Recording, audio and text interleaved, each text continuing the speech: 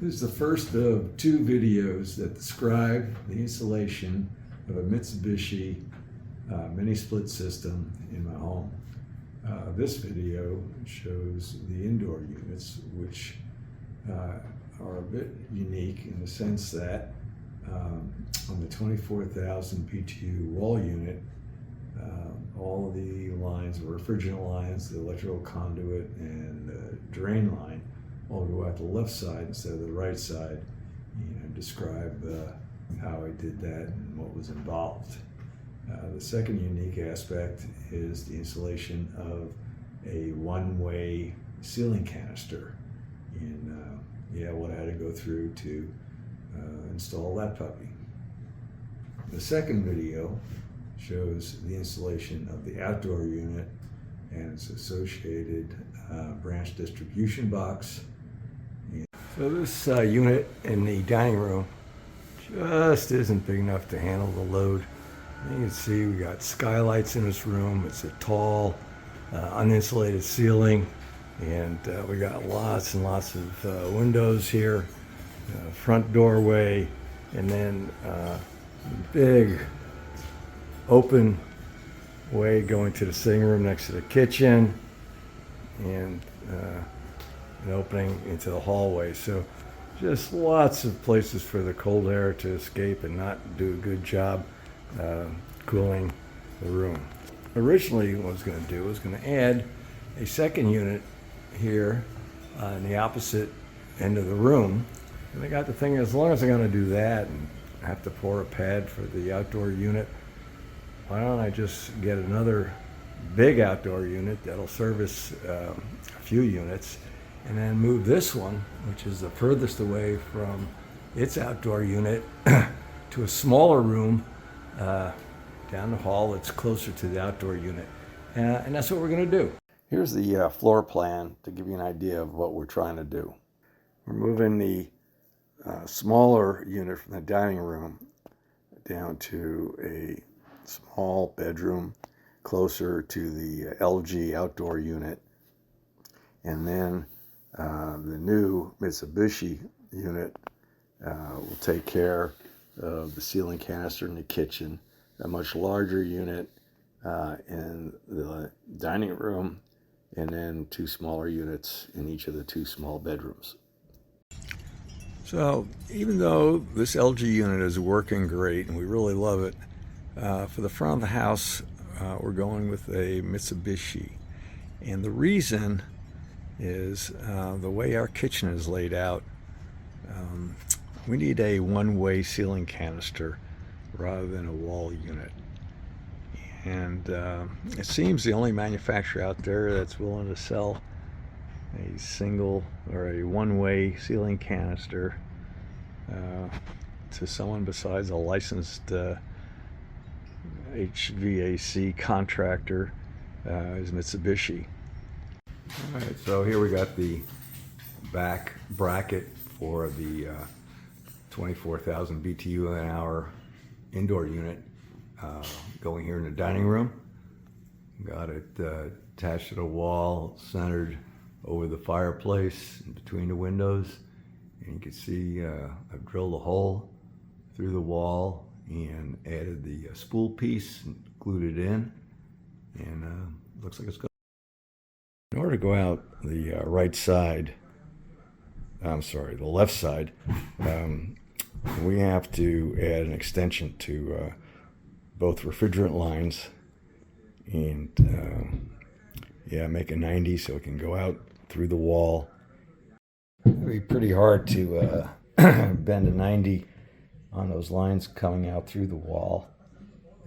So we're going to use these 90-degree elbow flare fittings, and that'll save the heartache of trying to get that 90 close to the wall without crimping the tubing itself. So to save space, rather than using the fat foam insulation, I wrapped each line with the cork insulating tape, and it's self-adhesive. It sticks to itself, but because it is kind of sticky and we have to pass it through that hole in the wall, I then wrapped this last part with the aluminum duct tape. Give a nice slippery surface so it can slide through the hole without any problems sticking to the sides. Also, because once the piping is hooked up on the outside, it'll prevent lifting the unit away from the wall.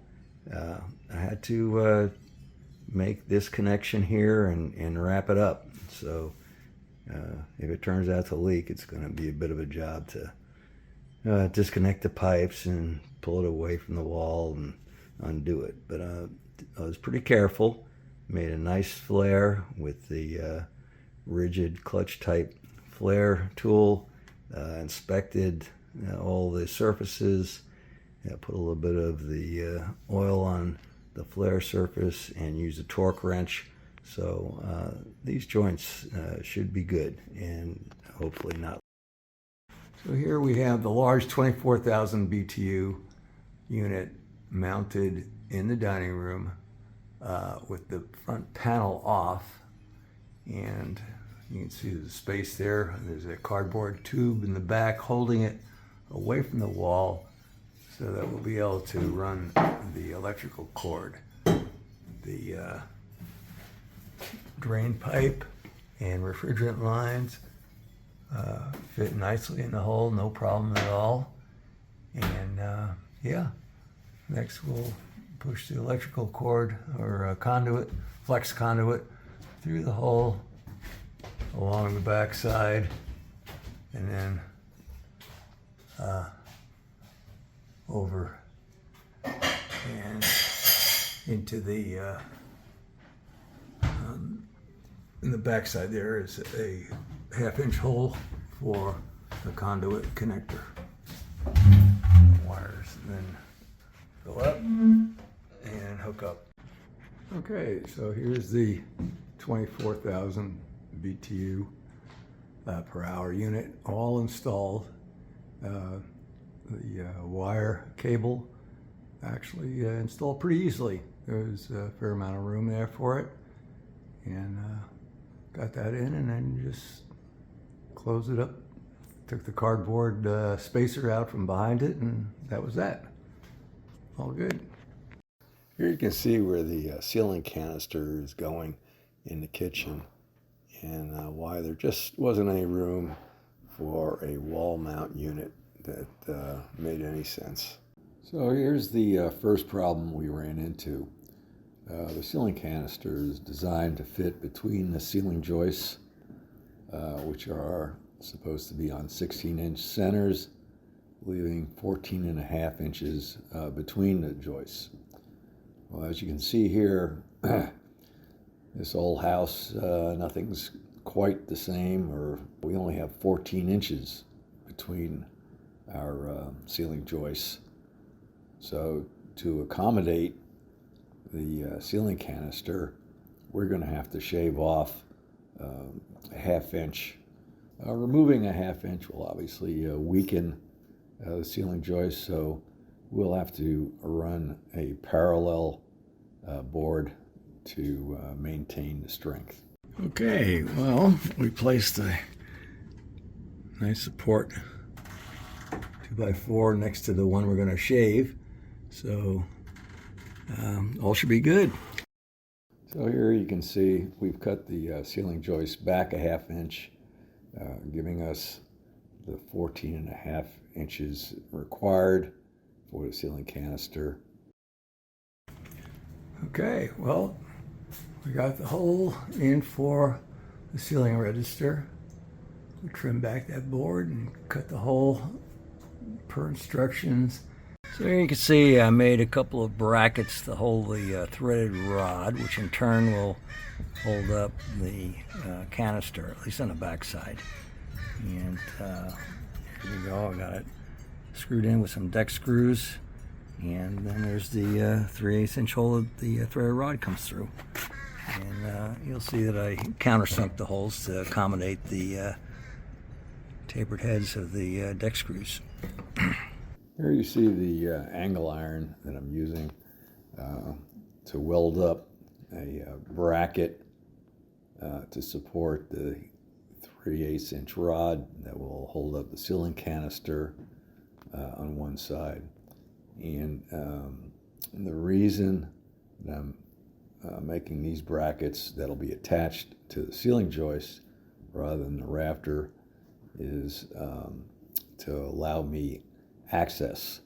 If it was hanging from the ceiling, it blocked the way. All right, so here are the brackets installed with the 3/8 rod coming down to support the canister. On the other side, we have these shorter brackets so that we can maintain access way here. Okay, here we got the install complete. On this side, we have the two refrigerant lines hooked up and clamped down, and then the condensate flex line going up. This is a pump unit, so it goes up a little bit to where it meets the 3/4 PVC that drains down on the slope all the way to the outside. On the other side, we have the electrical connections. You can see the 4 wires coming in. You can see where the flex comes in and through that connector into the... One thing I'll notice, I did build a little box to go over the ceiling canister to protect it. That gives me access to get to the back wall if I need to. And as I described earlier, rather than suspend the unit from the ceiling on these near ones, I made a bracket to hold it up.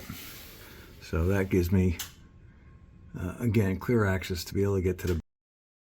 All right, here you can see the ceiling canister installed. And boy, it's a real nice clean installation. And really pleased. Should work great.